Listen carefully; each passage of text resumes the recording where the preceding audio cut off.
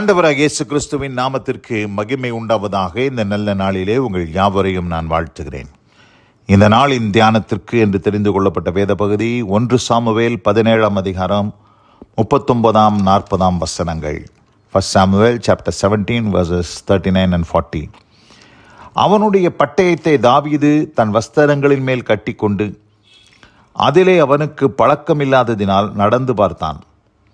அப்பொழுது தாவீது சவுலை நோக்கி, நான் இவைகளை போட்டுக்கொண்டு போகக்கூடாது, இந்த அப்பியாசம் எனக்கு இல்லை என்று சொல்லி அவைகளை களைந்து போட்டு தன் தடியை கையிலே பிடித்து கொண்டு ஆற்றில் இருக்கிற 5 கூழாங்கல்லுகளை தெரிந்தெடுத்து அவைகளை மேய்ப்பருக்குரிய தன்னுடைய அடைப்பையிலே போட்டு தன் கவனை தன் கையிலே பிடித்து கொண்டு அந்த பெலிஸ்தன் அண்டையிலே போனான். ஆமென்.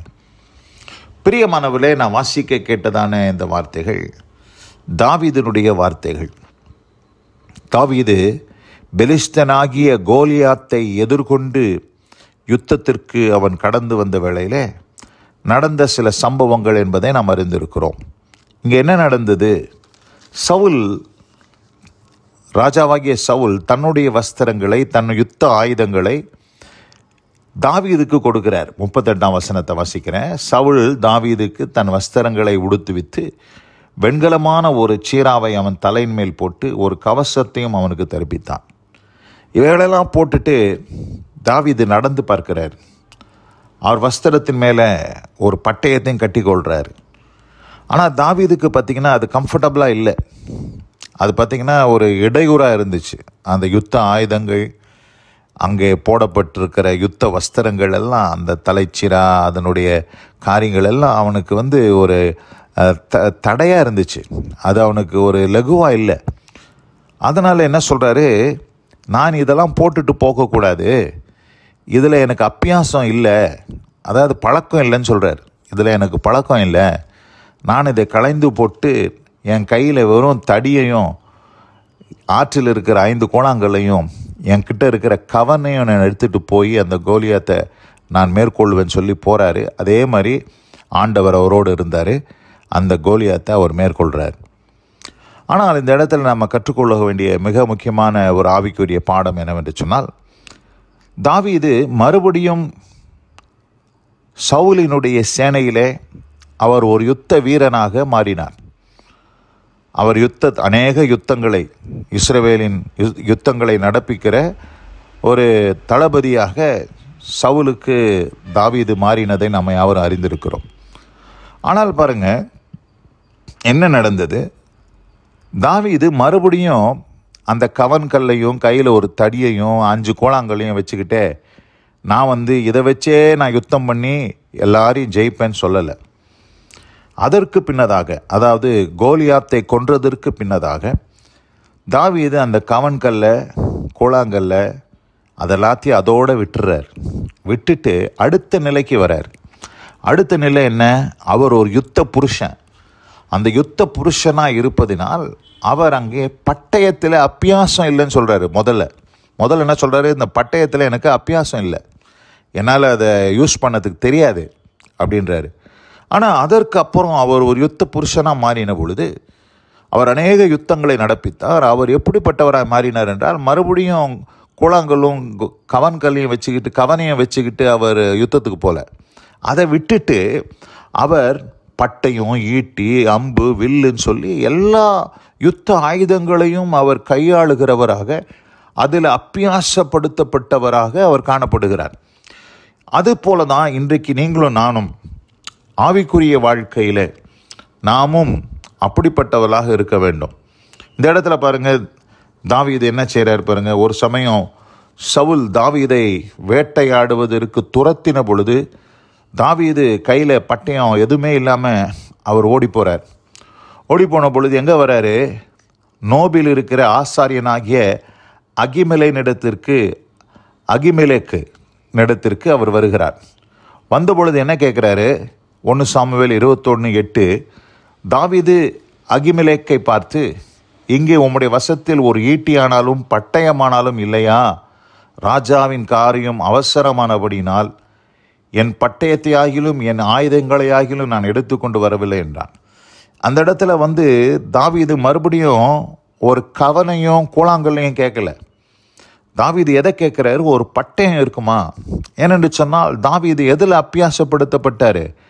பட்டயத்தில், ஈட்டியில், அம்பில், வில்லில், யுத்த ஆயுதங்களை அவர் கையாள பழக்கி வைக்கப்பட்டார்.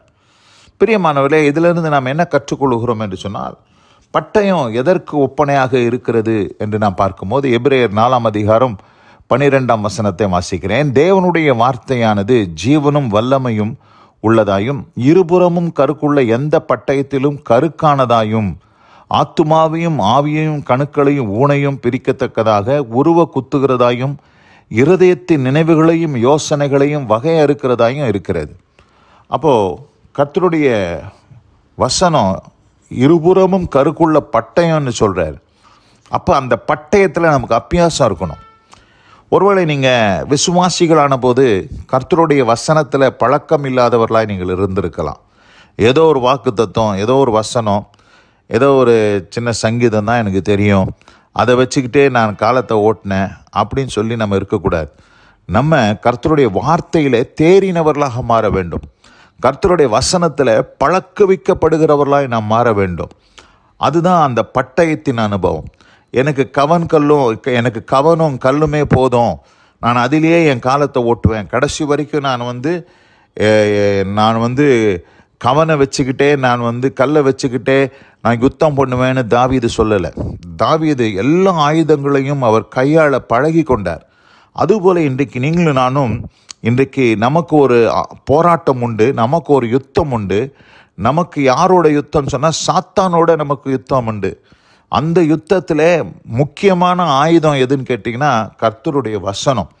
எபேசியருக்கு எழுதின நிருபம் 6ஆம் அதிகாரம் 14ஆம் வசனத்திலிருந்து வாசிக்கிறேன். சத்தியம் என்னும் கச்சையை உங்கள் அறையிலே கட்டினவர்களாயும் நீதி என்னும் மார்க்கவசை தரித்தவர்களாயும் சமாதானத்தின் சுவிசேஷத்திற்குரிய ஆயத்தம் என்னும் பாதரட்சையை கால்களிலே தொடுத்தவர்களாயும் பொல்லாங்க நெய்யும் அக்கினி அஸ்திரங்களை எல்லாம் அவித்து போடத்தக்கதாய் எல்லாவற்றுக்கும் மேலாக விசுவாசம் என்னும் கேடகத்தை பிடித்து கொண்டவர்களாயும் நில்லுங்கள். இரட்சணியம் என்னும் தலைச்சீராவையும் தேவ வசனமாகிய ஆவியின் பட்டயத்தையும் எடுத்துக்கொள்ளுங்கள். இந்த இடத்துல ரொம்ப தெளிவாக சொல்கிறாரு. ஒரு வளர்ந்த விசுவாசி, ஒரு மெச்சூர்டு பிலீவர் எப்படிப்பட்டவனாக இருக்கணும்னா, அவன் யுத்தம் பண்ணுவதற்கு தகுதி உள்ளவனாக மாற வேண்டும்.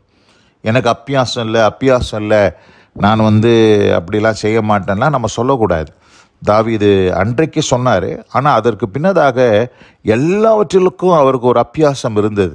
அதனால் பிரியமானவர்களே, இந்த அருமையான இந்த நல்ல நாளில் கர்த்தருடைய வார்த்தையிலே நாம் தேறினவர்களாய், கர்த்தருடைய வசனத்திலே பழக்க வைக்கப்பட்டவர்களாய் நாம் காணப்படும் பொழுது அந்த பட்டயத்தின் அனுபவம், பட்டயத்தை கையாளுகிற அனுபவம் நமக்கும் உண்டு. சாத்தான் அதை கண்டு விலகி ஓடுவான் என்பதிலே எந்த சந்தேகமில்லை. இந்த அருமையான இந்த நல்ல நாளிலே கூட தாவீது ஒரு பட்டயத்தை தேடி வந்தது போல நாமும் பட்டயமாகிய வசனத்தை தேடி நாம் எப்பொழுதுமே அந்த வார்த்தையிலே நாம் நிலைத்திருக்க கர்த்தர் நமக்கு கிருபை செய்வாராக. வசனம் கேட்டவங்க ஒவ்வொருவருக்கும் அப்படிப்பட்ட அனுபவத்தை தந்து தேவன் ஆசீர்வதிப்பாராக. God bless you all. Amen, amen. நாம் ஜெபிப்போம். எங்கள் அதிகமாய் நேசிக்கிறதான எங்கள் அன்பின் பரலோக பிதாவே, தாவீது இந்த பட்டயத்திலும் இந்த யுத்த வஸ்திரங்களையும் உடுத்தி கொள்வதில் எனக்கு அப்பியாசம் இல்லை என்று சொன்னார். ஆனால் பிந்தின நாட்களிலே அவர் அதிலே பழக்க வைக்கப்பட்டார். அதுபோல் நாங்களும் ஆரம்ப காலத்திலே நாங்கள் பல சாக்குகளை சொல்லிக்கொண்டு இதுவே போதும் என்று சொல்லி நாங்கள் ஒரு பார்டர் லைன் கிறிஸ்டியனாக இருந்திருக்கலாம். ஆனால் நாட்கள் செல்ல நாங்களும் வளர வசனத்தில் தேறினவர்களாக நாங்கள் நிற்க, யுத்த ஆயுதங்களை நாங்கள் பழக்க வைக்கப்படுகிறவர்களாக நாங்கள் மாற, சர்வாயுத வர்க்கத்தை தரித்து கொண்டு சாத்தானை எதிர்த்து நிற்கிறவர்களாய் மாற கர்த்தர் நீர் உம்முடைய பிள்ளைகளுக்கு அப்படிப்பட்ட அனுபவத்தை தந்தருளும்படியாய் ஜெபிக்கிறேன். ஆசீர்வதியம். தேவ கிருபை தம்முடைய பிள்ளைகளை சூழ்ந்து கொள்ளட்டும். இயேசு கிறிஸ்துவின் நல்ல நாமத்தில் பிதாவே. ஆமென், ஆமென்.